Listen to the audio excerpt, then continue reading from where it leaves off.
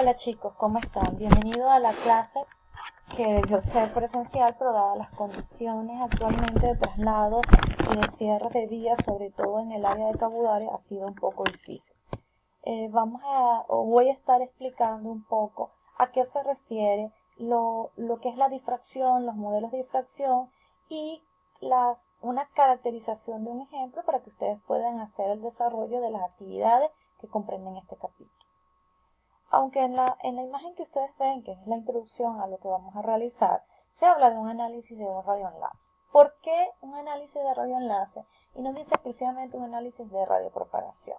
Esto se debe a que durante la transmisión de esa información, de esos datos en el radioenlace, cuando la antena emite la señal, la transmisora, y la receptora recibe la señal, ese trayecto desde la transmisora hasta la receptora es lo que estudiamos con radiopropagación, pero no se escapa que ellos vienen del estudio completo de un radioenlace. Cuando esa antena transmisora emite esa señal, entonces la señal está a expendios del espacio libre, de las condiciones atmosféricas, del perfil topográfico, etc. Características que vamos a estar analizando y de las cuales vamos a tomar en consideración solamente los obstáculos para esta clase, los obstáculos que ocurren por perfil topográfico. El análisis de un radioenlace conlleva un estudio bastante complejo relacionado con las ecuaciones de Maxwell, que muy bien ustedes pudieron estar estudiando tanto en medios de transmisión como en microondas. Estas ecuaciones de Maxwell conllevan a idealizar una onda en base a las características del medio de transmisión y a las características de circuitos eléctricos, a fin de poder caracterizarla y ver cómo ella se va a estar propagando y las atenuaciones, desfasajes, etcétera, que pueden sufrir desde la antena transmisora hasta la antena receptora. Sabemos muy bien que de acuerdo a la ley de espacio libre o a los modelos de espacio libre o a la propagación del espacio libre, como ustedes lo quieran llamar, por medio de la norma UIT P525-2, si mal no recuerdo, en ella nos indica que a medida que vamos propagándonos con mayor distancia, más atenuación tendrá, y a medida que lo vamos haciendo a mayor frecuencia, mayor atenuación tendrá.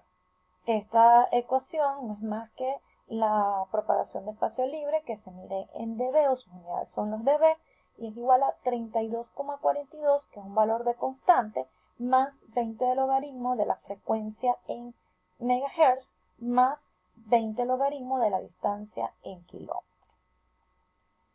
Este modelado nos conlleva a que si la onda se propaga en el espacio libre, entonces ella puede tener geometría. ¿Por qué hablamos de geometría? Y sobre todo de óptica geométrica. Porque hay una onda que va directa desde la antena transmisora hasta la receptora, pero también vamos a conseguir que al ella, ese ángulo de media potencia de la antena, nos permite que el ángulo se vaya abriendo y se vaya propagando esa señal, tenga puntos de reflexión en la superficie terrestre, como también pueda tener puntos de reflexión en la troposfera o en la ionosfera. En este caso, eso se conoce o se hace un estudio del modelo de los rayos. Para hacer todo este modelado, entonces se generan expresiones empíricas y curvas de propagación normalizadas que ustedes van a poder estudiar en algún momento y más adelante. De ahí vamos a tomar algunas curvas, como es la espiral algunas espirales de Corbo, que es la que se relaciona con la propagación por difracción, igual que hay una curva normalizada para el cálculo de la difracción. ¿De qué depende el cálculo de estas características de propagación? Puede depender de los obstáculos, suelos, colinas, edificios, es decir, todo lo que se va a conseguir en la onda, o todo lo que se va a conseguir en la onda a medida que se propaga. Por otro lado, se va a conseguir características eléctricas del terreno, las cuales son no más que las constantes eléctricas, la conductividad, en este caso permitividad, permeabilidad, etc. Propiedades físicas del medio, todo lo que son las condiciones meteorológicas, es decir, las condiciones atmosféricas, lluvia, neblina, nieve, etc. Calor, porque eso también genera condiciones de vapor de agua. frecuencia y polarización de la onda. Acuérdense que hablamos de que a mayor frecuencia, mayor pérdida, y si estamos hablando de condiciones de constantes dieléctricas y cómo estas afectan a las características eléctricas de ese terreno, cómo afectan la onda, entonces también hablaríamos de polarización de la onda. En general, ¿qué se busca con todo esto? Calcular la atenuación. Eso se calcula mediante unos valores medios o medianos o promedio, y la caracterización a nivel estadística es log normal. Okay. Es importante cuando nosotros estamos realizando este estudio en el hecho de verificar cuándo deja de ser válido el modelo de tierra plana, como se estudió anteriormente. Entonces, ¿cuándo deja de ser válido? La distancia del orden de la distancia de visibilidad radioeléctrica. ¿Qué es esto? ¿Qué es distancia de visibilidad radioeléctrica? Es el alcance que tiene la señal desde que sale del transmisor hasta la receptora, y viene dada por la suma del horizonte, de la distancia de horizonte, de las distancias transhorizonte.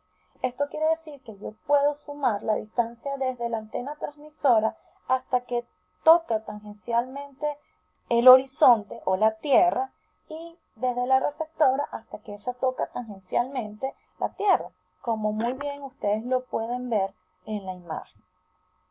Esas dos distancias lo que nos dan es esa distancia de visibilidad. Si pueden ver la ecuación, dice d de b de 3.57. ¿Quién es esto? Se multiplica a la raíz de kh de t, es decir, k, lo que es el valor de la corrección del perfil de la Tierra, por la altura de la antena transmisora, más ese mismo valor de constante por la altura de la antena receptora.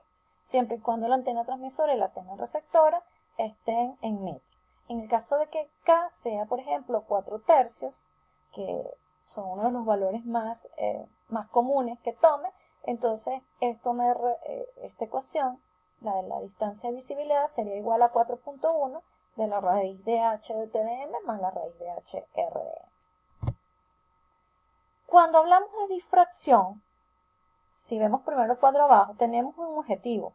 ¿Qué es? Es el moderar el fenómeno y calcular las pérdidas que este fenómeno replica o hace. Entonces, ¿qué es lo que entonces llamamos? ¿Qué pasa cuando la señal consigue un obstáculo? Si el modelo sencillo, lo que haría es que se pierde totalmente la señal, como ven en el primer dibujo. La señal sale de la antena transmisora, la línea azul va, se consigue esa colina, esa montaña, ese obstáculo, y hasta ahí llega la señal sin que se reciba ningún tipo de propagación en el lado del receptor.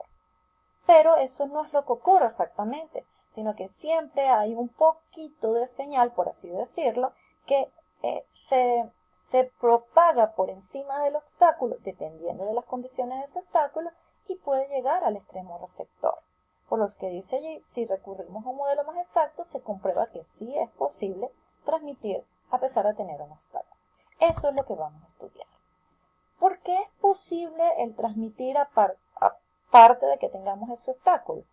Por un principio llamado principio de Huygens, que simplemente lo que explica él es que por el obstáculo se crean frentes de onda secundarios, y estos frentes de onda secundarios se comportan como si fueran puntos con fuentes de ondas esféricas que radian en forma esférica a todas direcciones. ¿Qué pasa? Radian tal vez no con la misma potencia, no con la misma energía, pero parte de esa energía que proviene de esa frente de onda primaria o de esas fuentes primarias que son de la antena transmisora, pueden ser fácilmente captadas por la antena receptora cuando esas están por encima de ese obstáculo. Por lo tanto, se puede decir que por encima del obstáculo, el frente de onda se comporta como un conjunto de transmisores de ondas esféricas, pero como parte del frente de onda no pasa, es decir, que la señal se atenúa. Esta teoría, entonces, simplemente lo que se hace es que presenta unas incógnitas. ¿Qué pasa si llegan con fases opuestas? ¿Cómo afectará al obstáculo según este fenómeno? Si llegan con fases opuestas, se van a anular en la receptora. ¿Y cómo afecta? Que simplemente no vamos a tener señal. O sea, ¿cómo afecta este obstáculo? Hay tres momentos muy interesantes, que es cuando yo tengo el obstáculo por debajo del rayo directo entre la antena transmisora y receptora, como tengo yo el obstáculo justo en el rayo directo, o cuando yo tengo el obstáculo por encima del rayo directo. Esos son los tres efectos. Si lo tengo por debajo, el efecto puede ser positivo. ¿Qué pasa? Que simplemente puede haber una perturbación, pero esa perturbación no va a afectar tanto el enlace y el enlace puede ser viable. Cuando está sobre el obstáculo, ya tenemos la mitad de toda la señal que no se propaga.